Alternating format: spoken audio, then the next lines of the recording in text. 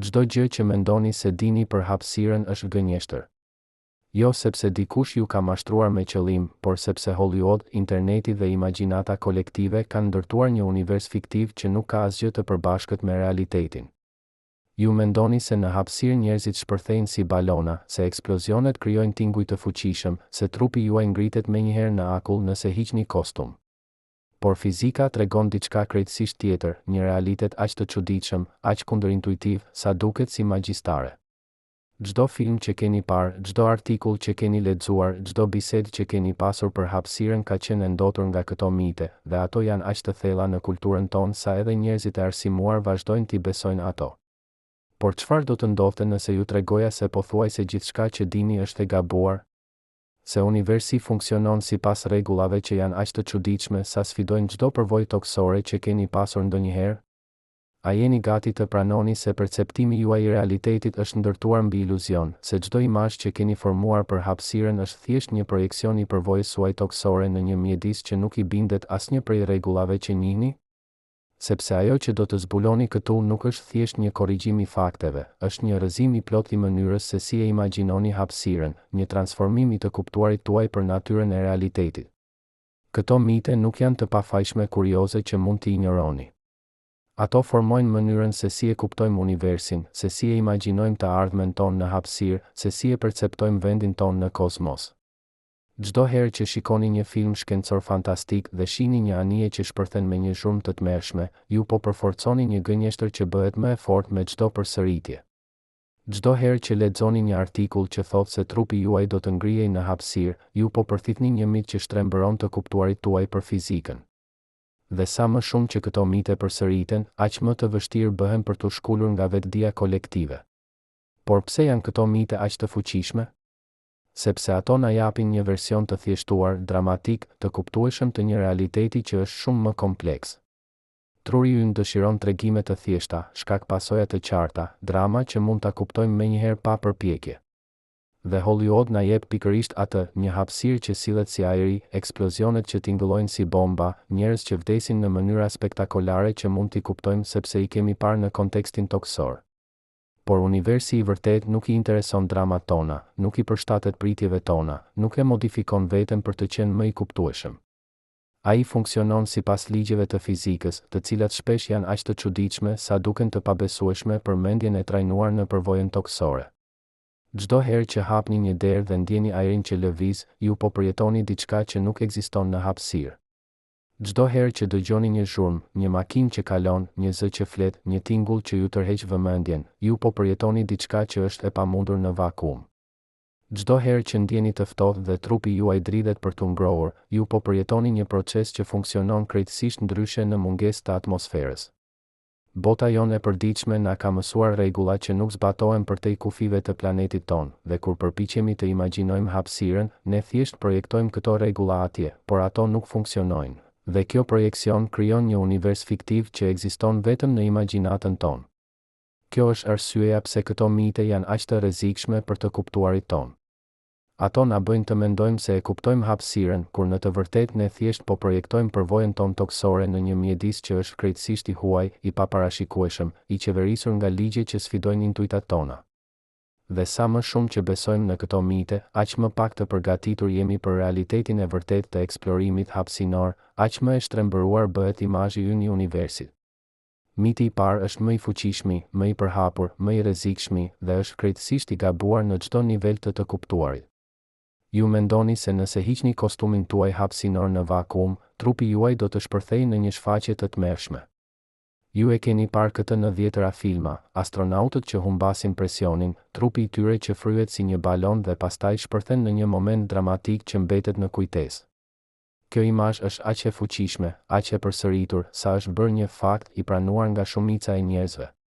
Por fizika tregon diçka krejtësisht tjetër, diçka që është njëkohësisht më pak dramatike dhe shumë më interesante. Trupi juaj nuk do të shpërthejë në hapësirë.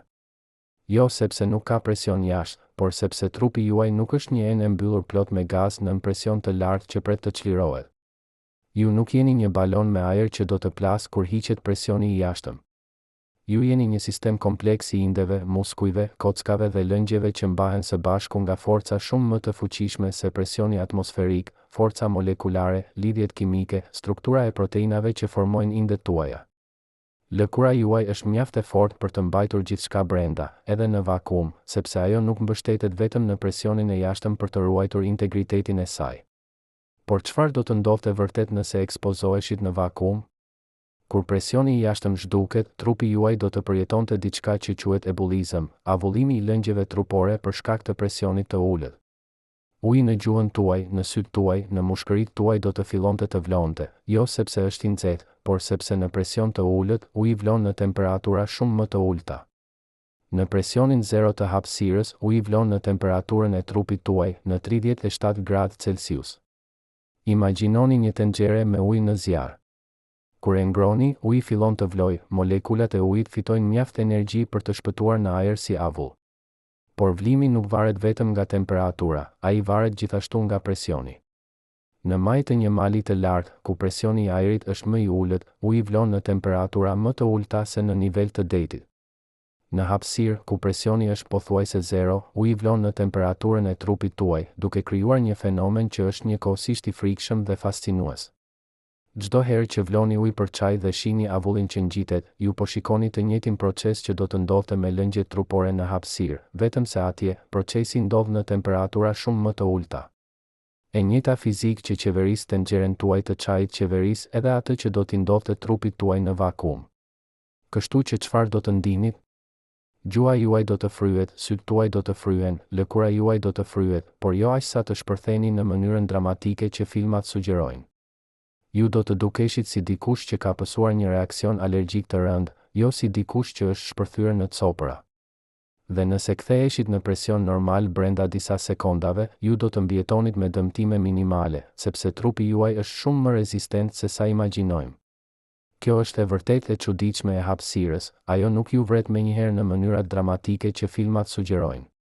Ajo ju vret ngadalë, në mënyra të paparashikueshme, nëpërmjet proceseve që janë shumë më komplekse se një shpërthim i thjeshtë.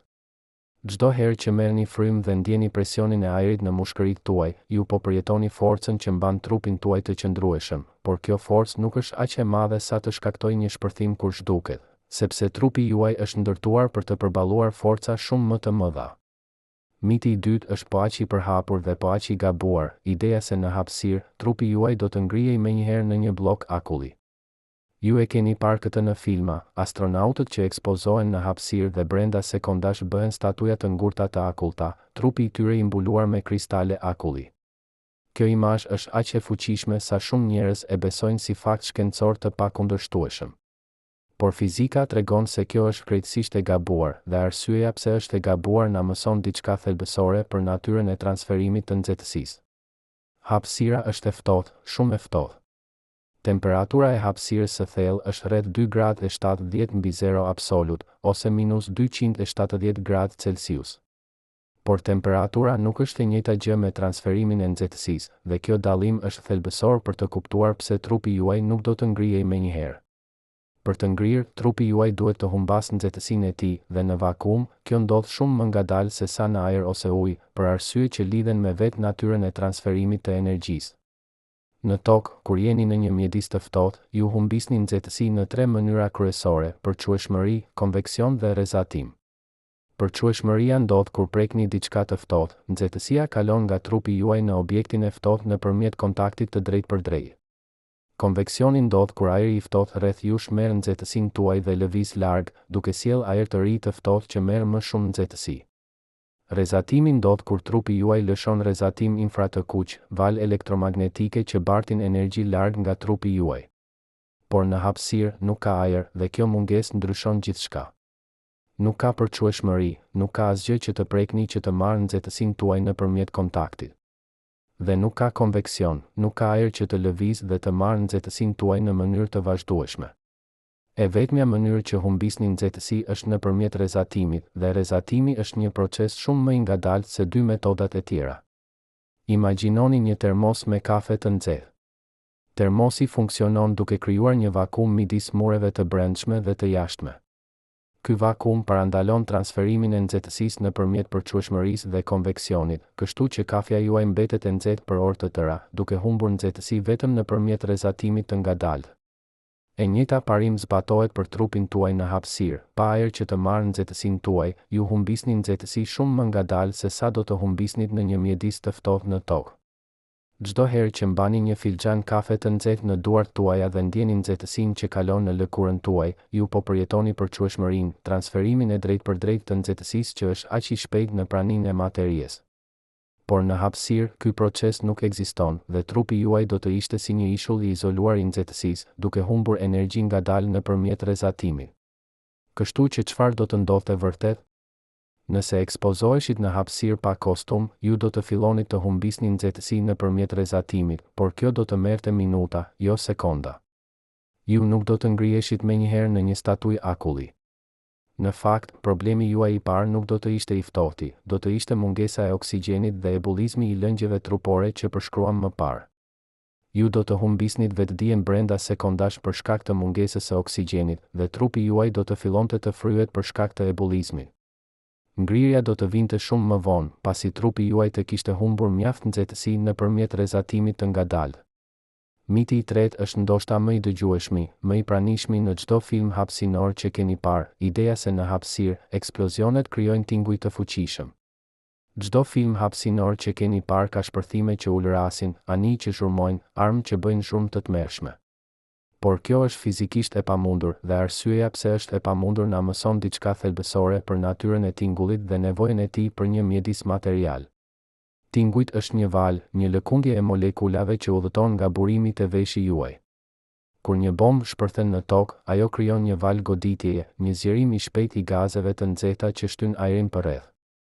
Ky ajër i shtyr krijon një valë presioni që udhëton nëpër atmosferë, duke bërë që molekulat e ajrit të lëkunden në një model që përhapet. Kur kjo valë arrin veshin tuaj, timpani juaj vibron dhe truri juaj e interpreton këtë si tingull, një shpërthim, një ulërim, një zhurmë që ju trondit. Por në hapësirë nuk ka ajër që të shtypet. Kur një bombë shpërthen në vakuum, ajo ende lëshon energji, dritë, nxehtësi, grimca që fluturojnë në të gjitha drejtimet. Por nuk ka valë presioni, sepse nuk ka asgjë që të shtypet, asnjë mjedis material që të bartë lëkundje. Shpërthimi ndodh në heshtje absolute, në një qetësi që është aq e plotë sa duket e pabesueshme për mendjen e trajnuar në përvojën toksore. Kjo është një nga të vërtetat më të çuditshme të hapësirës, ajo është krejtësisht e heshtur. Çdo ngjarje, çdo shpërthim, çdo lëvizje ndodh pa asnjë tingull. Nëse do të qëndroni në hapësirë dhe do të shihni një yll që shpërthen në një supernova, një nga ngjarjet më të fuqishme në univers, një shpërthim që lëshon më shumë energji në disa sekonda se sa dielli ynë do të lëshojë në gjithë jetën e tij, ju nuk do të dëgjonit asgjë. Ju do të shinit një shkëlqim të verbër të dritës, do të ndinit rrezatimin që godet trupin tuaj, por nuk do të kishte asnjë tingull, asnjë ulërim, asnjë zhurmë që të shoqëronte këtë ngjarje kozmike. Çdo herë që dëgjoni një zhurmë, një derë që mbyllet, një makinë që kalon, një zë që flet, një tingull që ju tërheq vëmendjen, ju po përjetoni diçka që është krejtësisht e pamundur në hapësirë. Tingujt është një dhuratë e atmosferës sonë, një fenomen që ekziston vetëm sepse jemi të zhytur në një oqean ajri që mund të bartë lëkundje. Në hapësirë, kjo dhuratë zhduket dhe universi bëhet një vend i heshtjes absolute, një teatër i ngjarjeve të fuqishme që ndodhin në qetësi të plotë. Historia e këtyre miteve fillon me keqkuptimet e hershme për natyrën e presionit, vakuumit dhe transferimit të energjisë. Në shekullin e 17, kur shkencëtarët filluan të eksperimentonin me pompa ajri dhe të krijonin vakuume artificiale, ata zbuluan diçka të frikshme, kafshët e vogla që vendoseshin në vakuum vdisnin shpejt. Por ata nuk e kuptonin pse, dhe kjo mungesë e të kuptuarit çoi në spekulime që u bën pjesë e imagjinatës kolektive. Disa mendonin se vakuumi thithte jetën nga krijesat, si një forcë mistike që shkatëronte esencat e gjalla. Të tjerë mendonin se mungesa e ajrit shkaktonte një lloj shpërthimi të brendshëm, një çlirje të dhunshme të forcave të fshehura brenda trupit. Këto ide, të bazuara në vëzhgime të kufizuara dhe kuptim të paplot, u përhapën dhe u bën pjesë e njohurive të kohës. Dhe kur Hollywood filloi të bëjë filma për hapësirën, ata morën këto ide të vjetra dhe i dramatizuan ato për efekt maksimal, duke krijuar imazhe që janë shumë më të fuqishme se të vërtetat shkencore. Por realiteti është shumë më i ndërlikuar dhe shumë më interesant se çdo dramatizim. Kur NASA filloi të dërgonte njerëz në hapësirë, ata duhej të kuptonin saktësisht çfarë do të ndodhte nëse një astronaut humbisnin presionin. Ata kryen eksperimente me kafshë, me simulime, me modele matematikore që përpiqeshin të parashikonin çdo aspekt të ekspozimit në vakum. Dhe ajo që zbuluan ishte se trupi mund të mbijetojë ekspozimin e shkurtër në vakum, jo pa dëmtime, por pa shpërthim dramatik që filmat tregojnë, pa ngrirje të menjëhershme që imagjinata kolektive sugjeron. Në vitin 1965, një teknik i NASA-s përjetoi aksidentalisht një dekompresion të shpejtë në një dhomë vakumi gjatë një testi të kostumit hapësinor. Ai humbi vetdijen pas rreth 14 sekondash, kohën që i duhet gjakut të deoksigjenuar për të arritur trurin dhe për të shkaktuar humbjen e vetdijes. Por ai u rikuperua plotësisht pasi dhoma u ripresionizua pas rreth 1 minute e gjysmë. Ai nuk shpërtheu në mënyrën që filmat sugjerojnë. Ai nuk u ngrua në një statuj akulli. Ai thjesht humbi vetdijen dhe pastaj u zgjua, me një kujtim të fundit të çuditshëm. Ai ndjeu pështymën në gjuhën e tij duke vluar përpara se të humbisnin vetdijen, një përvojë që konfirmoi teorinë e ebullizmit. Kjo është realiteti i hapësirës, ai është i çuditshëm, por jo në mënyrat që imagjinojmë. Çdo herë që shikoni një film ku dikush shpërthen në hapësirë, ju po shikoni një fantazi që nuk ka asnjë bazë në fizikë. Trupi juaj është shumë më i fortë, shumë më rezistent se sa mendoni. Lëkura juaj, indet tuaja, strukturat tuaja janë ndërtuar për të përballuar forca të mëdha, dhe presioni atmosferik, megjithse i rëndësishëm për funksionimin normal, nuk është forca kryesore që ju mban së bashku. Çdo herë që ndjeni peshën e trupit tuaj, ju po përjetoni gravitacionin, një forcë që është shumë më e fuqishme se presioni atmosferik. Çdo herë që lëvizni një muskull, ju po përjetoni forca molekulare që janë shumë më të mëdha se presioni i jashtëm. Trupi juaj është një makineri e jashtëzakonshme e forcave që punojnë së bashku, dhe presioni atmosferik është vetëm një nga shumë faktorë që kontribuojnë në funksionimin tuaj normal. Por pse janë këto mite aq të qëndrueshme? Pse vazhdojmë t'i besojmë ato, edhe kur shkenca na tregon të kundërtën? Përgjigja qëndron në mënyrën se si funksionon truri ynë dhe se si ne ndërtojmë të kuptuarit ton për botën. Ne jemi krijesa të përvojës, gjithçka që dim për botën vjen nga ndërveprimet tona të përditshme me mjedisin ton. Dhe mjedisi ynë, atmosfera e tokës, gravitacioni i tokës, kushtet e tokës, ka rregulla të qarta që kemi mësuar që në fëmijëri. Ne dim se nëse një balon fryhet shumë, ai shpërthen me një zhurmë. Ne dim se nëse ekspozohemi në të ftohtë, ne ngrihemi dhe trupi ynë dridhet. Ne dim se shpërthimet bëjnë zhurmë të fuqishme që na trondisin. Këto janë të vërteta të përvojës son toksore, dhe ato janë aq të thella në mënyrën tonë të menduarit sa na është pothuajse e pamundur të imagjinojmë një botë ku ato nuk zbatohen, ku rregullat janë krejtësisht të ndryshme. Kur Hollywood krijon filma për hapësirën, ata nuk po përpiqen të mësojnë fizikë, ata po përpiqen të tregojnë një histori që audienca mund ta kuptojë dhe ta ndjejë. Dhe historitë kanë nevojë për dramë, për tinguj që krijojnë tension, për veprime që audienca mund t'i lidhë me përvojën e tyre. Një shpërthim i heshtur nuk është dramatik për një audiencë që është mësuar me zhurmën. Një trup që nuk shpërthen nuk është spektakolar për një audiencë që pret drama vizuale. Një proces i ngadaltë i ngrirjes nuk është i frikshëm për një audiencë që dëshiron frikë të menjëhershme. Kështu që Hollywood krijon një version të hapësirës që është më dramatik, më i kuptueshëm, më i lidhur me përvojën tonë toksore, por që është krejtësisht i gabuar në çdo nivel shkencor. Dhe sa më shumë që shohim këto imazhe, aq më shumë ato bëhen pjesë e njohurive tona, aq më shumë ato formojnë mënyrën se si e imagjinojmë universin përtej planetit tonë. Ne fillojmë t'i besojmë ato jo sepse kemi studiuar fizikën, por sepse i kemi parë ato përsëritur aq shumë herë sa duken si të vërteta të pakundërshtueshme. Kjo është forca e miteve, ato nuk kanë nevojë për prova shkencore, ata thjesht kanë nevojë për përsëritje, për pranim konstante në kulturën tonë, për përforcimin e vazhdueshëm nëpërmjet filmave, artikujve, bisedave. Por çdo herë që pranojmë një mit pa e pyetur, ne po mbyllim një derë për të kuptuar realitetin. Ne po zëvendësojmë kuriozitetin me supozime, pyetjet me përgjigje të gatshme, mrekullitë e realitetit me versione të thjeshtuara që përshtaten me pritjet tona. Dhe kjo është një humbje e madhe, sepse realiteti i vërtet i hapësirës është shumë më i çuditshëm, shumë më interesant, shumë më i bukur se çdo fantazi që Hollywood mund të krijojë. Çdo herë që shikoni qiellin e natës dhe shihni yjet, ju po shikoni një univers që funksionon sipas rregullave që janë aq të çuditshme sa sfidojnë çdo përvojë toksore. Ju po shikoni një vend ku tingujt nuk ekziston, ku trupi juaj nuk do të shpërthente, ku ngrirja është një proces i ngadaltë dhe kompleks. Ju po shikoni një realitet që është përtej imagjinatës son toksore, dhe kjo është arsyeja pse ja vlen ta studiojmë, ta kuptojmë, ta eksplorojmë me mendje të hapur. Sepse sa më shumë që mësojmë për hapësirën e vërtet, aq më shumë kuptojmë se universi është më i madh, më i çuditshëm, më i pabesueshëm se çdo mit që kemi krijuar. Dhe kjo është mësimi i vërtet, të mos besojmë në mitet që na ofrojnë përgjigje të lehta, por të kërkojmë të vërtetën që është më e çuditshme se çdo fantazi, edhe kur ajo sfidoi çdo pritje që kemi formuar nga përvoja jon toksore. Por për të kuptuar vërtet pse këto mite janë aq të gabuara, për të parë se si fizika e vërtet funksionon në mënyrë aq radikalisht të ndryshme nga imagjinata jon, duhet të zbresim në nivelin ku vetë realiteti ndërtohet. Duhet të shohim jo thjesht se çfarë nuk ndodh, por pse nuk ndodh, ligj pas ligji, parim pas parimi. Sepse çdo mit që kemi diskutuar deri tani është rezultat i një keqkuptimi themelor për natyrën e materies, energjisë dhe hapësirës. Imagjinoni se po përpiqeni të mësoni dikë të notoj duke i treguar vetëm për ecjen në tokë. Ju do t'i thoni, thjesht lëviz këmbët një pas tjetrës dhe do të shkosh përpara. Por në ujë, kjo këshill është krejtësisht e padobishme, sepse uji nuk sillet si toka. Trupi juaj duhet të mësojë rregulla të reja, lëvizje të reja, një mënyrë krejtësisht të re të ndërveprimit me mjedisin.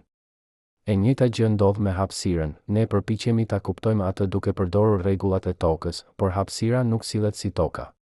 Ajo ka rregullat e veta, dhe ato rregulla janë aq të ndryshme sa duken magjike. Le të fillojmë me presionin, konceptin që qëndron në zemër të mitit të parë. Çdo sekond të jetës suaj, ju jeni në një presion të jashtëzakonshëm. Atmosfera e tokës, shtresa e ajrit që shtrihet për qindra kilometra mbi kokën tuaj, po shtyn trupin tuaj me një forcë prej rreth 10 tonësh për metër katror. Po, 10 tonë. Kjo është pesha e një elefanti të madh që shtyn çdo metër katror të sipërfaqes suaj. Por ju nuk e ndjeni këtë presion sepse trupi juaj është plot me lëngje dhe gaze që shtyjnë prapa me të njëjtën forcë. Ju jeni në ekuilibër, presioni i brendshëm balancon presionin e jashtëm, si dy luftëtarë që shtyjnë njëri tjetrin me forcë të barabartë, duke krijuar një qëndrueshmëri që duket si paqe.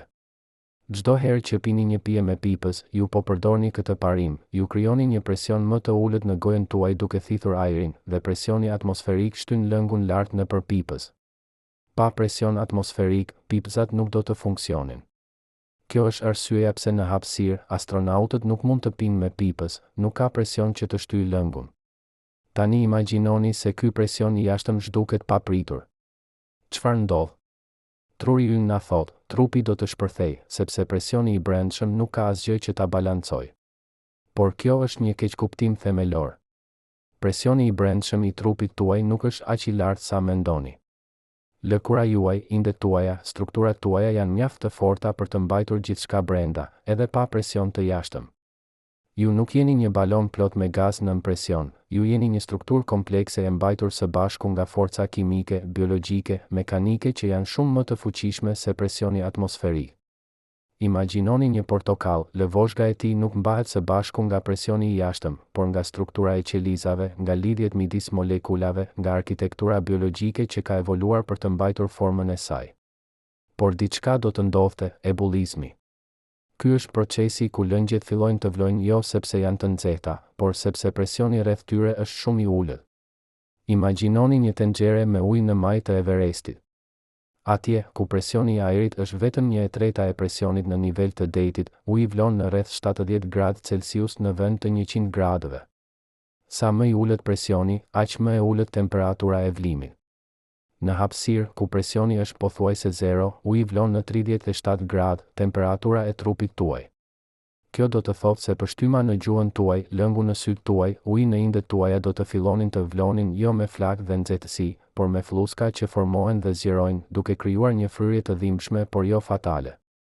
Çdo herë që hapni një shishe me gaz të gazuar dhe dëgjoni pss, ju po shihni ebullizmin në veprim, gazi i tretur në lëng po del sepse presioni është ulur. E njëjta gjë do të ndodhte me lëngjet në trupin tuaj në hapësirë, ato do të fillonin të vlonin, duke krijuar flluska gazi. Por kjo nuk është një shpërthim, është një fryrje e ngadaltë, e dhimbshme, por jo fatale nëse ktheheni në presion normal shpejt. Tani le të kalojmë te miti i dytë, ngrirja. Kjo është edhe më e ndërlikuar, sepse përfshin kuptimin e transferimit të nxehtësisë. Në tokë, kur jeni në një mjedis të ftohtë, ju humbisni nxehtësi shpejt sepse ajri rreth jush po merr nxehtësinë tuaj. Çdo molekul ajri që prek lëkurën tuaj merr pak energji dhe lëviz larg, duke e zëvendësuar me një molekul më të ftohtë. Ky proces, konveksioni, është jashtëzakonisht efektiv në transferimin e nxehtësisë. Imagjinoni se po qëndroni pranë një dritareje të hapur në dimër, ajri i ftohtë po rrjedh vazhdimisht mbi lëkurën tuaj, duke marrë nxehtësinë tuaj dhe duke e zëvendësuar me ajër edhe më të ftohtë. Kjo është arsyeja pse era e ftohtë ju bën të ndjeheni shumë më të ftohtë se sa temperatura aktuale, sepse ajo po përshpejton humbjen e nxehtësisë nëpërmjet konveksionit. Por në hapësirë nuk ka ajër. Kjo do të thotë se nuk ka konveksion. E vetmja mënyrë që humbisni nxehtësi është nëpërmjet rrezatimit, lëshimi i valëve elektromagnetike infra të kuqe që bartin energji. Dhe rrezatimi është një proces shumë më i ngadaltë. Imagjinoni se po përpiqeni të ftoni një filxhan kafe të nxehtë. Nëse e lini në ajër, ai do të ftohet në disa minuta sepse ajri po merr nxehtësinë. Por nëse e vendosni në një termos me vakum, ku nuk ka ajër midis mureve, ai do të mbetet i nxehtë për orë të tëra sepse e vetmja mënyrë që humbet nxehtësi është nëpërmjet rrezatimit nëpër muret e termosit. Çdo herë që mbani një termos me çaj të nxehtë dhe e ndjeni ende të ngrohtë pas orësh, ju po përjetoni të njëjtin parim që do të mbante trupin tuaj relativisht të ngrohtë në hapësirë. Mungesa e konveksionit ngadalson humbjen e nxehtësisë në mënyrë dramatike. Trupi juaj në hapësirë do të sillej si një termos, duke humbur nxehtësi ngadalë nëpërmjet rrezatimit, por jo aq shpejt sa të ngrihej në sekonda. Në fakt, nëse ekspozoheshit në dritën e drejtpërdrejtë të diellit në hapësirë, ana juaj që përballë diellin do të ngrohej, sepse po thithni rrezatim diellor, ndërsa ana në hije do të ftohej. Por asnjëra nuk do të ndodhte menjëherë. Procesi do të merrte minuta, jo sekonda. Ju do të ishit një objekt me dy temperatura të ndryshme në të njëjtën kohë, një anë e nxehtë, një anë e ftohtë, një përvojë që është krejtësisht e huaj për çdo gjë që keni përjetuar në tokë. Dhe tani miti i tretë, tingujt në hapësirë. Ky është ndoshta më i thjeshti për ta kuptuar, por gjithashtu më i thellë në implikime. Tingujt është një valë mekanike, një lëkundje e materies që udhëton nga një vend në tjetrin. Kur një zile bie, metali vibron. Këto vibrime shtyjnë molekulat e ajrit përreth, duke krijuar një valë presioni që udhëton nëpër ajër. Kur kjo valë arrin veshin tuaj, ajo bën që timpani juaj të vibrojë dhe truri juaj e interpreton këtë si tingull. Imagjinoni një gur që bie në një pellg ujë, valët që krijohen udhëtojnë nëpër ujë, duke bartë energjinë e goditjes larg nga burimi. Tingujt funksionon në të njëjtën mënyrë, ai është një valë që udhëton nëpër një mjedis material, duke bartë energjinë e vibrimit nga burimi te veshi juaj. Çdo herë që flisni dhe dikush ju dëgjon, ju po dërgoni një valë presioni nëpër ajër, miliarda molekula po lëkunden në një model që bart informacionin e zërit tuaj. Pa këto molekula, zëri juaj nuk mund të udhëtojë. Kjo është arsyeja pse astronautët në hapësirë duhet të përdorin radio për të komunikuar, edhe nëse janë vetëm disa metra larg njëri tjetrit. Por çdo hap i këtij procesi kërkon materie. Zile duhet të vibrojë, kjo kërkon materie. Valët duhet të udhëtojnë nëpër diçka, kjo kërkon materie. Timpani juaj duhet të vibrojë, kjo kërkon materie. Në vakum, ku nuk ka materie midis burimit dhe veshit tuaj, nuk mund të ketë tingull. Është aq e thjeshtë dhe aq absolute. Një shpërthim në hapësirë mund të lëshojë dritë që verberon, rrezatim që djeg, grimca që fluturojnë me shpejtësi të tmerrshme, por nuk do të ketë asnjë tingull, asnjë ulërim, asnjë zhurmë. Heshtja do të jetë absolute, e plotë, e paprekshme. Kjo është një nga të vërtetat më të çuditshme të hapësirës, ajo është krejtësisht e heshtur. Çdo ngjarje, çdo shpërthim, çdo lëvizje ndodh pa asnjë tingull. Nëse do të qëndroni në hapësirë dhe do të shihni një yll që shpërthen në një supernova, një nga ngjarjet më të fuqishme në univers, një shpërthim që lëshon më shumë energji në disa sekonda se sa dielli ynë do të lëshojë në gjithë jetën e tij, ju nuk do të dëgjonit asgjë. Ju do të shinit një shkëlqim të verbër të dritës, do të ndinit rrezatimin që godet trupin tuaj, por nuk do të kishte asnjë tingull, asnjë ulërim, asnjë zhurmë që të shoqëronte këtë ngjarje kozmike. Çdo herë që dëgjoni një zhurmë, një derë që mbyllet, një makinë që kalon, një zë që flet, ju po përjetoni diçka që është krejtësisht e pamundur në hapësirë. Tingujt është një dhuratë e atmosferës sonë, një fenomen që ekziston vetëm sepse jemi të zhytur në një oqean ajri që mund të bartë lëkundje. por ka një mit të katërt që është edhe më i fshehtë, edhe më i rrezikshëm, ideja se në hapësirë, objektet që ndalojnë lëvizjen do të qëndrojnë të palëvizshme përgjithmonë, si një makinë që ka ndaluar në një rrugë. Ju e keni parë këtë në filma, një anije që ndalon motorët dhe mbetet e palëvizshme në hapësirë, duke pritur si një objekt i ngrirë në kohë. Por kjo është një keqkuptim themelor i ligjeve të lëvizjes që qeverisin çdo gjë në univers. Në tokë, kur ndaloni së shtyr një objekt, ai ndalon. Kjo ndodh sepse ka fërkim, ajri, toka, sipërfaqet po rezistojnë lëvizjen. Çdo lëvizje në tokë është një luftë e vazhdueshme kundër këtyre forcave që përpiqen ta ngadalsojnë dhe ta ndalojnë atë.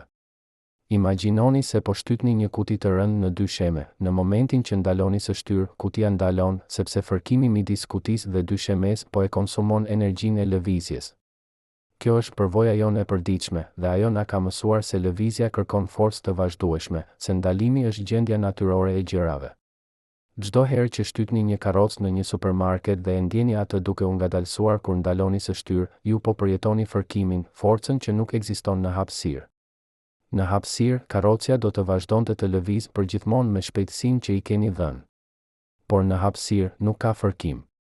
Nëse shtytni një objekt dhe ai fillon të lëvizë, ai do të vazhdojë të lëvizë përgjithmonë me të njëjtën shpejtësi dhe në të njëjtin drejtim, derisa diçka tjetër ta ndalojë.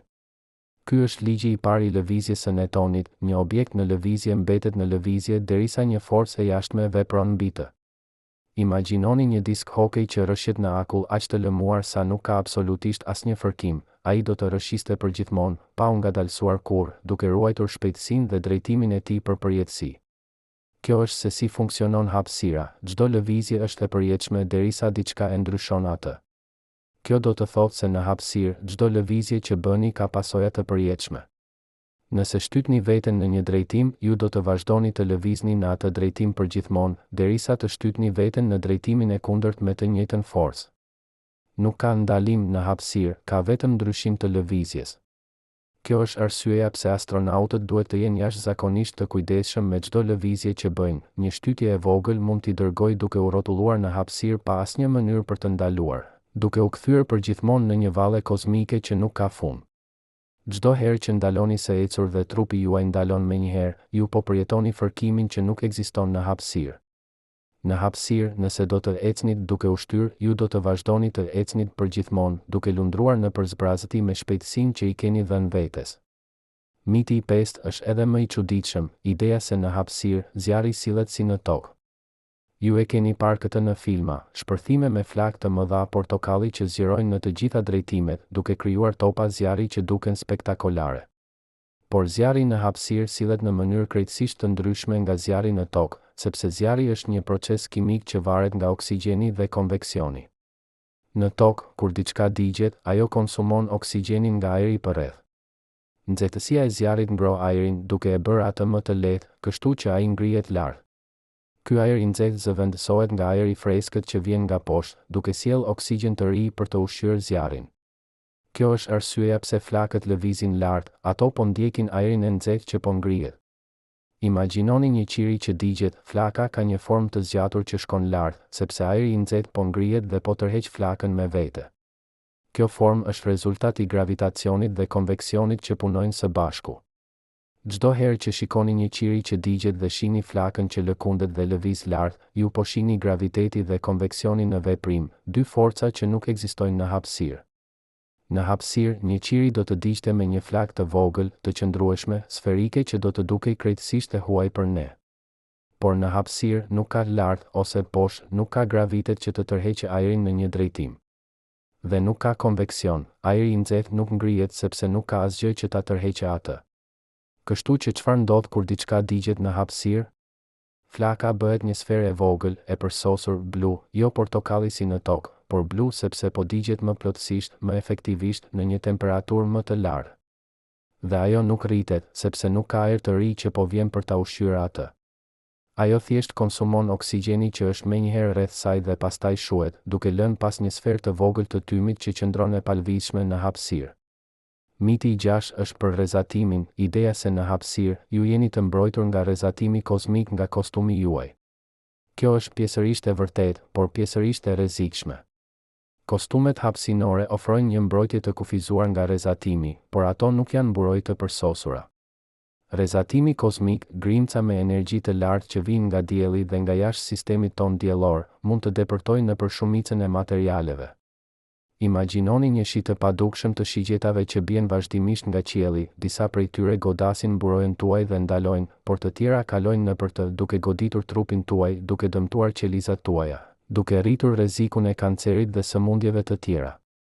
Çdo herë që bëni një radiografi dhe mbani një jelek plumbi për t'ju mbrojtur, ju po përjetoni të njëjtin parim. Disa materiale mund të bllokojnë rrezatimin, por asnjë material nuk është i përsosur.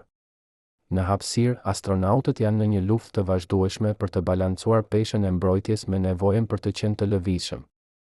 Në tokë, ne jemi të mbrojtur nga rrezatimi kozmik nga atmosfera jonë dhe nga fusha magnetike e tokës. Këto dy mburoj natyrale na mbrojnë nga shumica e grimcave të rrezikshme. Por në hapësirë, jashtë këtyre mburojave, astronautët janë të ekspozuar ndaj niveleve shumë më të larta të rrezatimit. Një udhëtim në hënë ekspozon astronautët ndaj rreth sa një viti rrezatimit në tokë, dhe një udhëtim në Mars do t'i ekspozonte ata ndaj edhe më shumë, ndoshta mjaft për të rritur ndjeshëm rrezikun e kancerit gjatë gjithë jetës së tyre. Dhe miti i 7, miti final, është ndoshta më i rëndësishmi, ideja se hapësira është e zbrazët. Ne e quajmë atë vakum dhe mendojmë se kjo do të thotë se nuk ka asgjë atje. Por kjo është e gabuar. Hapësira nuk është e zbrazët, ajo është plot me diçka që ne nuk mund ta shohim, por që është krejtësisht reale. Edhe në vakumin më të mirë që ne mund të krijojmë në laborator, ka ende disa atome për metër kub. Dhe në hapësirën ndërjore, hapësira midis yjeve, ka rreth një atom për centimetër kub. Kjo duket si asgjë, por kur e shumëzoni me vëllimin e jashtëzakonshëm të hapësirës, kjo bëhet një sasi masive e materies. Çdo herë që shikoni qiellin e natës dhe shihni errësirën midis yjeve, ju po shikoni jo zbrazëti, por një oqean të hollë gazi, pluhuri, fushash magnetike, rrezatimi. Hapësira nuk është e zbrazët, ajo është plot me një univers të fshehur që ne po fillojmë ta kuptojmë. Në fakt, shumica e materies në univers nuk është në yje ose planete, ajo është në hapësirën midis tyre. Dhe më e çuditshme, hapësira është plot me diçka edhe më misterioze, energjia e errët dhe materia e errët. Këto dy fenomene, që ne nuk i kuptojmë ende plotësisht, përbëjnë rreth 95% të gjithçkaje që ekziston në univers. Çdo gjë që mund të shohim, yjet, galaksit, planetet, ne vetë, është vetëm 5% e universit. Pjesa tjetër është e fshehur, e padukshme, por krejtësisht reale, duke formuar strukturën e universit, duke zgjeruar hapësirën, duke qeverisur lëvizjen e galaksive. Kjo është mësimi final i miteve tona, se universi është shumë më i çuditshëm, shumë më kompleks, shumë më i pasur se çdo gjë që mund të imagjinojmë. Çdo mit që thyejmë na hap një dritare të re në realitet. Çdo supozim që sfidojmë na çon më afër të vërtetës. Dhe e vërteta është gjithmonë më interesante se miti, gjithmonë më e çuditshme se fantazia, gjithmonë më e bukur se çdo version të thjeshtuar që truri ynë përpiqet të krijojë për të kuptuar atë që është përtej përvojës sonë. Mitet nuk janë armiq, ato janë hapa në rrugën drejt të kuptuarit. Por ne duhet të jemi të gatshëm t'i lëmë ato pas kur shkenca na tregon një rrugë më të mirë. Sepse universi nuk pret që ne ta kuptojmë atë, ai thjesht ekziston, i pavarur nga besimet tona, i indiferent ndaj miteve tona, i hapur për t'u zbuluar nga ata që janë të gatshëm të pyesin, të eksplorojnë, të pranojnë se ajo që mendonin se dinin ishte vetëm fillimi i një udhëtimi shumë më të gjatë drejt të vërtetës. Por nëse e shohim të gjithë këtë, nëse e mbledhim çdo mit që kemi thyer, çdo të vërtetë që kemi zbuluar, çdo parim që kemi eksploruar, atëherë shohim diçka shumë më të thellë se thjesht një listë faktesh. Shohim një model. Shohim një forcë universale që vepron në çdo nivel të ekzistencës, nga atomet deri te galaksit, nga mendja jonë deri te struktura e vetë realitetit. Dhe kjo forcë ka një emër të thjeshtë, por pasoja të pafundme, dallimi midis asaj që duket dhe asaj që është. Çdo mit që kemi diskutuar, çdo keq kuptim që kemi eksploruar, rrjedh nga e njëjta burim. Ne gjykojmë realitetin bazuar në përvojën tonë të kufizuar dhe pastaj habitemi kur universi nuk sillet sipas pritjeve tona. Por çfarë nëse kjo nuk është vetëm një problem i hapësirës? Çfarë nëse kjo është një parim themelor i mënyrës se si funksionon realiteti, në çdo shkallë, në çdo kontekst, në çdo moment të ekzistencës sonë? Mendoni për një moment për një peshk që jeton në thellësitë e oqeanit. Ky peshk nuk ka parë kur sipërfaqen e ujit, nuk ka përjetuar kur ajër, nuk e di që ekziston një botë krejtësisht e ndryshme vetëm disa qindra metra më lart. Për këtë peshk, realiteti është presioni i ujit, errësira e thellësive, lëvizja e vazhdueshme e rrymave. Nëse do t'i tregonit këtij peshku për një botë ku krijesat ecin në sipërfaqe të ngurta, ku drita vjen nga lart, ku nuk ka presion që të shtyp nga të gjitha anët, ai nuk do ta besonte. Ai do të mendonte se po përshkruani një fantazi, një botë të pamundur që kundërshton çdo gjë që ai di për realitetin. Ne jemi ai peshk. Ne jetojmë në fund të një oqeani ajri, të zhytur në një mjedis aq specifik, aq të veçantë sa e kemi harruar se është vetëm një nga mundësitë e pafundme. Çdo frymëmarrje që merrni, çdo tingull që dëgjoni, çdo prekje që ndjeni është e filtruar nëpër këtij oqeani. Dhe kur përpiqemi të imagjinojmë hapësirën, kur përpiqemi të kuptojmë një mjedis ku ky oqean nuk ekziston, ne thjesht projektojmë rregullat tona atje, duke supozuar se realiteti duhet të sillet sipas përvojës sonë. Çdo herë që hapni një derë dhe ndjeni rezistencën e ajrit, ju po përjetoni një forcë që nuk ekziston në hapësirë. Çdo herë që dëgjoni zërin tuaj të kthehet nga një mur, ju po përjetoni një fenomen që është i pamundur në vakum. Çdo herë që ndjeni peshën e trupit tuaj, ju po përjetoni graviteti, një forcë që ekziston kudo në univers, por që vepron në mënyra krejtësisht të ndryshme në shkallë të ndryshme. Por universi nuk është ndërtuar për përvojën tonë. Ai nuk është krijuar për të përshtatur pritjet tona. Ai thjesht ekziston duke ndjekur ligjet e veta, indiferent nëse ne i kuptojmë ato apo jo. Dhe kjo është mësimi i parë i madh që këto mite na mësojnë. Realiteti nuk ka nevojë për aprovimin tonë. Ai nuk pyet nëse ne jemi të rehatshëm me ligjet e tij. Ai thjesht është. Kjo na çon te një pyetje edhe më e thellë. Nëse perceptimi ynë i hapësirës është aq i shtrembëruar nga përvoja jonë toksore, çfarë tjetër po perceptojmë gabim? Çfarë supozimesh të tjera po bëjmë për realitetin që janë po aq të gabuara sa ideja se trupi ynë do të shpërthente në vakum? Sepse e njëjta forcë që krijon mitet tona për hapësirën, tendenca për të generalizuar nga përvoja e kufizuar, vepron në çdo aspekt të jetës sonë. Mendoni për mënyrën se si e perceptojmë kohën. Për ne, koha duket se rrjedh me një shpejtësi konstante, nga e kaluara drejt së ardhmes, në një vit të drejtë. Por fizika na tregon se kjo është një iluzion, koha rrjedh me shpejtësi të ndryshme në vende të ndryshme, varet nga shpejtësia dhe graviteti, mund të ngadalsohet ose të përshpejtohet. Perceptimi ynë i kohës është po aq i kufizuar nga përvoja jonë toksore sa perceptimi ynë i hapësirës.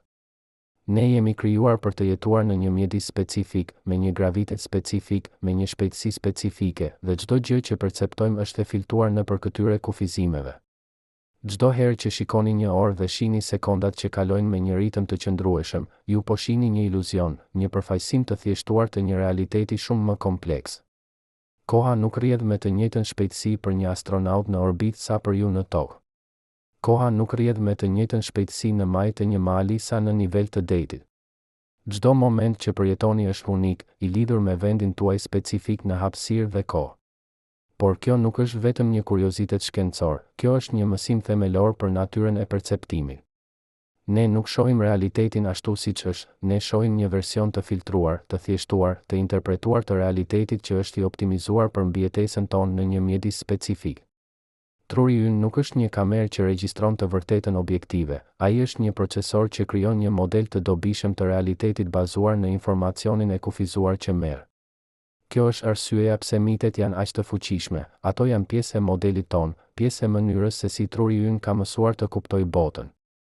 Dhe kur shkenca na tregon se modeli ynë është i gabuar, ne rezistojmë, jo sepse jemi kokfort, por sepse ndryshimi i modelit kërkon një rindërtim themelor të mënyrës se si e kuptojmë realitetin.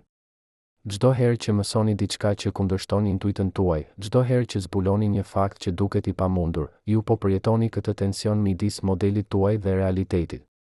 Dhe çdo herë që zgjidhni të përditësoni modelin tuaj në vend që të injoroni faktin, ju po bëni diçka të jashtëzakonshme. Ju po zgjeroni kufit e perceptimit tuaj, ju po lëvizni përtej kufizimeve të përvojës suaj të drejtë për drejtë.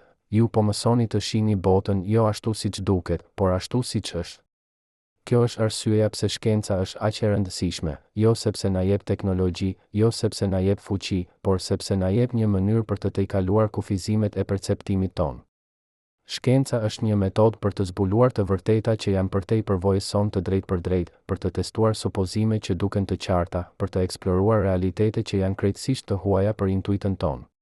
Por ka një paradoks këtu, një paradoks që qëndron në zemër të gjithë këtyre miteve. Sa më shumë që mësojmë për universin, aq më e çuditshme bëhet ai.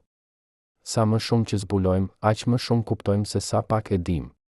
Çdo përgjigje që gjejmë hap 10 pyetje të reja. Çdo mit që thyejmë zbulon një shtresë më të thellë të kompleksitetit. Ne menduam se trupi ynë do të shpërthente në hapësirë, por kur mësuam se kjo është e gabuar, zbuluam ebulizmin, një proces edhe më të çuditshëm. Ne menduam se do të ngriheshim menjëherë, por kur mësuam se kjo është e gabuar, zbuluam kompleksitetin e transferimit të nxehtësisë në vakum. Ne menduam se eksplosionet bëjnë shurm, por kur mësuam se kjo është e gabuar, zbuluam natyrën e çuditshme të tingullit si valë mekanike që kërkon materie. Çdo herë që thyejmë një mit, ne nuk po thjeshtojmë universin, ne po zbulojmë se ai është edhe më kompleks, edhe më i pasur, edhe më i mahnitshëm se sa menduam.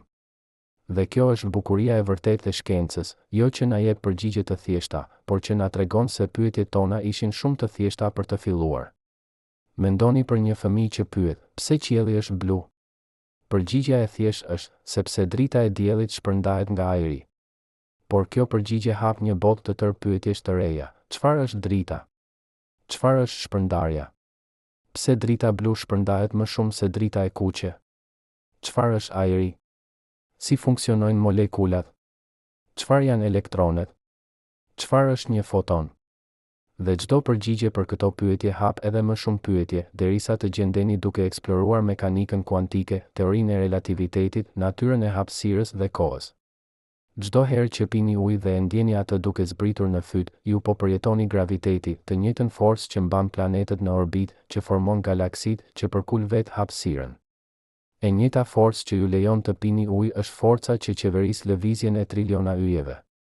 Kjo është struktura e vërtetë e njohurisë, jo një piramidë me përgjigje të thjeshta në krye, por një rrjet i pafundi lidhjeve, ku çdo nyje është një pyetje që lidhet me dhjetëra të tjera. Dhe sa më thellë që shkoni, aq më e çuditshme bëhet peizazhi. Por kjo na kthen te pyetja jon fillestare, pse janë këto mite aq të qëndrueshme?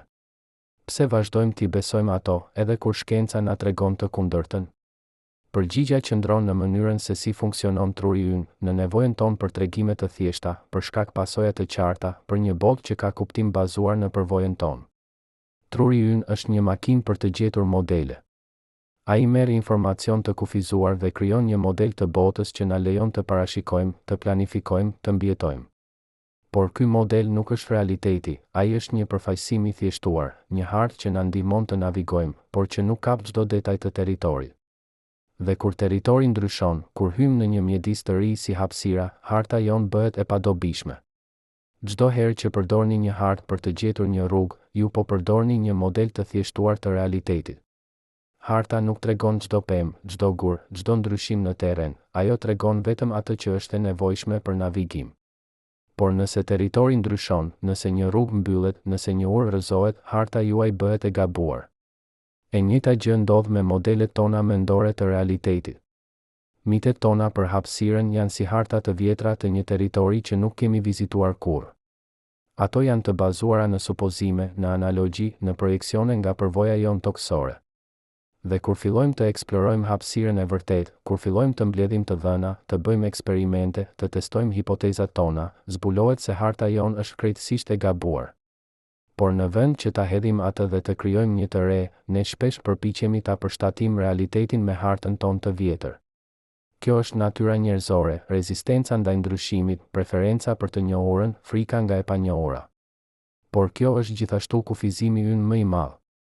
Sepse sa më shumë që mbahemi pas hartave tona të vjetra, aq më pak të aftë jemi për të eksploruar territorin e ri. Sa më shumë që insistojmë se universi duhet të sillet sipas pritjeve tona, aq më pak të aftë jemi për të kuptuar se si ai vërtet sillet. Por ka një mënyrë për të thyer këtë cikël, një mënyrë për të lëvizur përtej kufizimeve të perceptimit ton, për të tejkaluar kufizimet e përvojës son, për të parë universin jo ashtu siç duket, por ashtu siç është. Dhe kjo mënyrë ka një emër të thjeshtë, kurioziteti. Jo kurioziteti pasiv që pyet dhe pastaj pranon përgjigjen e parë që dëgjon, por kurioziteti aktiv që pyet, teston, eksploron, sfidon dhe nuk pushon kurrë së kërkuari. Çdo herë që pyesni pse dhe nuk pranoni një përgjigje të thjeshtë, ju po ushtroni këtë kuriozitet. Çdo herë që sfidoni një supozim, ju po hapni një derë për të kuptuar. Çdo herë që pranoni se mund të jeni gabim, ju po krijoni hapësirë për të mësuar diçka të re. Dhe kjo është mësimi final që këto mite na mësojnë, jo se jemi të gabuar, por se të qenit i gabuar është fillimi i të mësuarit. Çdo mit që thyejmë është një hap drejt të vërtetës. Çdo supozim që sfidojmë është një mundësi për të zgjeruar kufit e njohurisë sonë. Çdo herë që pranojmë se universi është më i çuditshëm se sa menduam, ne po hapim veten ndaj një realiteti më të pasur, më kompleks, më të mahnitshëm. Hapësira nuk është armike, ajo është indiferente. Ajo nuk po përpiqet të na vrasë, ajo thjesht nuk është e ndërtuar për ne. Dhe kjo indiferencë është një dhuratë, sepse na detyron të mësojmë, të përshtatemi, të evoluojmë. Çdo sfidë që hapësira paraqet është një mundësi për të kuptuar diçka të re për natyrën e realitetit. Çdo herë që shikoni qiellin e natës dhe shihni yjet, ju po shikoni një univers që funksionon sipas rregullave që janë aq të çuditshme sa sfidojnë çdo përvojë toksore. Ju po shikoni një vend ku tingujt nuk ekziston, ku trupi juaj nuk do të shpërthente, ku ngrirja është një proces i ngadaltë dhe kompleks. Ju po shikoni një realitet që është përtej imagjinatës son toksore, dhe kjo është arsyeja pse ja vlen ta studiojmë, ta kuptojmë, ta eksplorojmë me mendje të hapur. Dhe ndërsa qëndrojmë në prag të një epoke të re të eksplorimit hapësinor, ndërsa përgatitemi të dërgojmë njerëz përsëri në hënë, në Mars, përtej, ne duhet të mbajmë mend këtë mësim. Ne duhet të jemi të gatshëm të hedhim hartat tona të vjetra, të sfidojmë supozimet tona, të pranojmë se universi nuk sillet sipas pritjeve tona. Sepse vetëm kur e bëjmë këtë, vetëm kur hapemi ndaj të çuditshmes, të panjohurës, të pabesueshmes, ne mund të fillojmë të kuptojmë vërtet se çfarë do të thotë të jetosh në një univers që është më i madh, më i çuditshëm dhe më i mahnitshëm se çdo gjë që mund të imagjinojmë. Mitet nuk janë armiq, ato janë mësues. Ato na tregojnë ku janë kufizimet tona, ku janë pikat tona të verbëra, ku duhet të fokusojmë kuriozitetin ton. Dhe çdo herë që thyejmë një mit, ne nuk po humbim diçka. Ne po fitojmë një kuptim më të thellë, një perspektivë më të gjerë, një lidhje më të fortë me realitetin e vërtetë. Kështu që pyetja nuk është më cilat janë mitet që besojmë. Pyetja është, çfarë mitesh të tjera po mbajmë ende? Çfarë supozimesh të tjera po bëjmë që janë po aq të gabuara sa ideja se trupi ynë do të shpërthente në hapësirë? Çfarë të vërtetash po injoroj sepse ato nuk përputhen me pritjet e mia? Sepse universi është gjithmonë atje, duke pritur të zbulohet, jo ashtu siç e imagjinojmë, por ashtu siç është vërtet. Dhe kjo e vërtet është gjithmonë më interesante, më e çuditshme, më e mahnitshme se çdo mit që mund të krijojmë. A jeni gati të hedhni hartat tuaja të vjetra dhe të eksploroni territorin e vërtet, edhe nëse ai është krejtësisht i ndryshëm nga çdo gjë që keni imagjinuar? A jeni gati të hedhni hartat tuaja të vjetra dhe të eksploroni territorin e vërtet, edhe nëse ai është krejtësisht i ndryshëm nga çdo gjë që keni imagjinuar? Kjo pyetje nuk kërkon një përgjigje të shpejtë. Ajo kërkon një ndalim, një heshtje, një moment kur ndaloni së lëvizuri në përjetën tuaj me shpejtësinë e dritës dhe thjesht qëndroni. Sepse në atë qëndrim, në atë heshtje, diçka e çuditshme fillon të ndodhë. Hartat që keni mbajtur, ato të dukshme dhe ato të padukshme, fillojnë të zbehen. Dhe në atë zbej, ju filloni të shihni jo vetëm universin ashtu siç është, por gjithashtu veten tuaj ashtu siç jeni vërtet, jo një koleksion supozimesh dhe besimesh të trashëguara, por një vetdije e hapur, e gatshme për t'u befasuar, e aftë për të pranuar se gjithçka që mendonte se dinte ishte vetëm fillimi i një udhëtimi shumë më të gjallë. Kujtoni se ku filluam këtë udhëtim.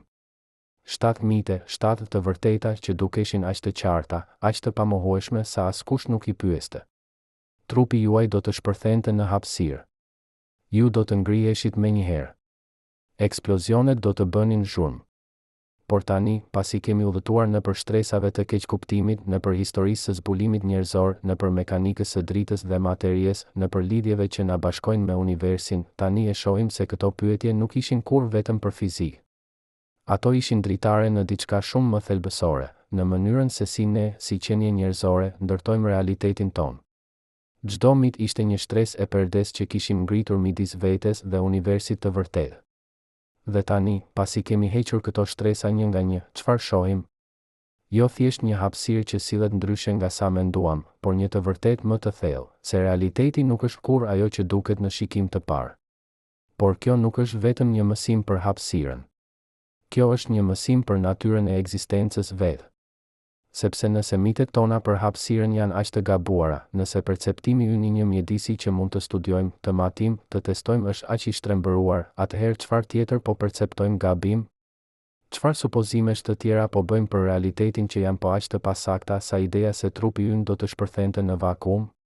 Çdo herë që shikoni dikë dhe mendoni se e kuptoni atë, ju po bëni të njëjtën gabim që bëjmë me hapësirën, ju po projektoni përvojën tuaj, pritjet tuaja, hartat tuaja mbi një realitet që është shumë më kompleks.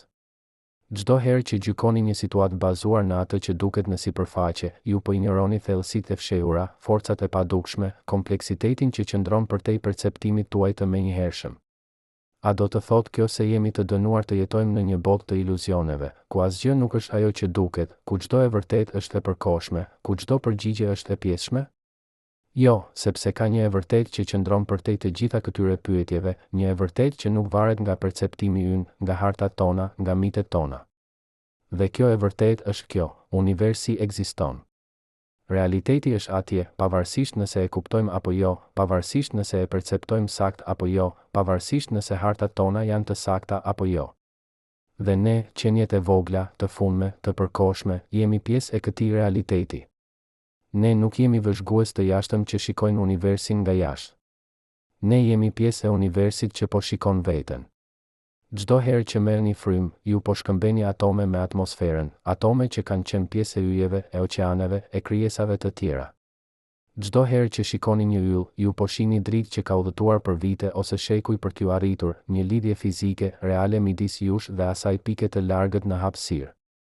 Por çfarë do të thotë kjo për mënyrën se si jetojmë? Çfarë do të thotë kjo për zgjedhjet që bëjmë çdo ditë, për marrëdhëniet që ndërtojmë, për kuptimin që krijojmë? Nëse mitet tona për hapësirën janë aq të gabuara, atëherë çfarë mitesh po mbajmë për jetën tonë? Çfarë supozimesh po bëjmë për njerëzit që duam, për punën që bëjmë, për qëllimin që kërkojmë? Sepse e njëjta forcë që krijon mitet tona për hapësirën, tendenca për të gjeneralizuar nga përvoja e kufizuar, për të projektuar pritjet tona mbi realitetin, për të kërkuar përgjigje të thjeshta për pyetje komplekse, vepron në çdo aspekt të ekzistencës sonë. Ne ndërtojmë harta për gjithçka, për dashurinë, për suksesin, për lumturinë, për kuptimin. Dhe pastaj habitemi kur realiteti nuk përputhet me hartat tona, kur jeta nuk sillet sipas pritjeve tona, kur universi na tregon se ajo që menduam se dinim ishte vetëm një hije e të vërtetës. Çdo herë që ndjeni zhgënjim sepse diçka nuk shkoi siç pritet, ju po përjetoni të njëjtën tension që përjetojmë kur mësojmë se trupi ynë nuk shpërthen në hapësirë, tensionin midis hartës dhe territorit, midis pritjes dhe realitetit. Çdo herë që një marrëdhënie përfundon dhe ju pyesni pse nuk funksionoi, ju po përjetoni të njëjtën proces që përjetojmë kur zbulojmë se eksplosionet nuk bëjnë zhurmë në vakum. Zbulimin se rregullat që menduam se zbatohen nuk zbatohen në këtë kontekst të ri. Por në këtë zbulim qëndron jo dëshpërimi, por shpresa, shpresa se ka gjithmonë më shumë për të zbuluar, gjithmonë më shumë për të mësuar, gjithmonë më shumë për të dashur.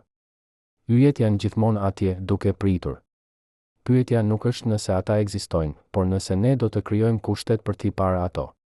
Pyetja nuk është nëse e vërteta është atje, por nëse ne do të kemi guximin për ta kërkuar atë. Pyetja nuk është nëse bukuria ekziston, por nëse ne do të ndalojmë mjaftueshëm gjatë për ta vënë re atë. Sepse kjo është mësimi përfundimtar që qielli na mëson, realiteti është më i pasur se perceptimi, ekzistenca është më e thellë se shfaqja, e vërteta është më e madhe se ajo që mund të shohim në çdo moment të vetëm. Mitet nuk zhduken, ato thjesht presin të thyen. Dhe çdo herë që thyejmë një mit, ne nuk po humbim diçka, ne po fitojmë një lidhje më të thellë me atë që është vërtet atje. Ne po fitojmë një kuptim më të saktë të mënyrës se si funksionon universi. Ne po fitojmë një respekt më të madh për kompleksitetin, bukurinë, misterin e ekzistencës. Çdo herë që lini pas një besim të vjetër që nuk shërben më dhe përqafoni një të vërtet të re që është më e saktë, ju po bëni diçka të guximshme, ju po zgjidhni realitetin mbi rehati, të vërtetën mbi sigurinë, misterin mbi certezën. Dhe kjo zgjedhje, e përsëritur përsëri dhe përsëri gjatë gjithë jetës, është ajo që na transformon nga qenie që thjesht ekzistojnë në qenie që vërtet jetojnë, që vërtet shohin, që vërtet kuptojnë, që vërtet marrin pjesë në mrekullinë e ekzistencës. Dhe kështu, ndërsa qëndroni këtu, në këtë moment, në këtë vend, në këtë jetë, ju mbani një zgjedhje. Mund të vazhdoni të jetoni në hartat tuaja të vjetra, në supozimet tuaja të patestuar, në miteve tuaj të rehatshme. Ose mund të zgjidhni, qoftë edhe për një moment, të hedhni hartat, të sfidoni supozimet, të thyeni mitet. Dhe në atë zgjedhje, në atë guxim, në atë hapje, universi do të shfaqet. Jo vetëm universi në qiell, por gjithashtu universi në jetën tuaj, universi në shpirtin tuaj, universi që ka qenë gjithmonë atje, duke pritur të zbulohet.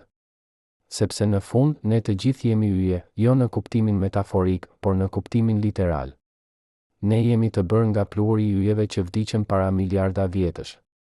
Ne jemi drita që ka mësuar të shikojë veten. Ne jemi universi që ka mësuar të mrekullohet nga bukuria e vet dhe në atë mrekulli qëndron gjithë kuptimi, gjithë bukuria, gjithë shpresa e ekzistencës. Mitet nuk zhduken, ato thjesht presin të thyen. Dhe çdo herë që thyejmë një mit, ne po hapim një derë drejt një realiteti më të pasur, më të çuditshëm, më të mahnitshëm se çdo gjë që mund të imagjinojmë.